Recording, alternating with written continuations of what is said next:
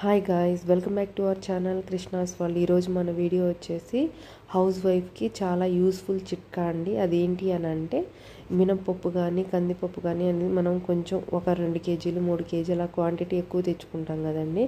అవి పురుగు పట్టకుండా ఉండాలి అని అంటే వాటిని జస్ట్ మనం ప్యాన్ని ఒక హీట్ చేసుకొని దాంట్లో మనం ఈ పప్పులు కందిపప్పు కానీ మినపప్పు కానీ ఏవైనా సరే అట్లా జస్ట్ ఒక 1 మినిట్ అట్లా ఫ్రై చేసేసి, హీట్ అంటే మరీ ఎక్కువ ఫ్రై చేయకూడదండి, జస్ట్ 1 మినిట్ ఆ పప్పు అనేది మనం చేతితో పట్టుకోగలగంత వేడితోనే మాత్రమే ఫ్రై చేయాలండి.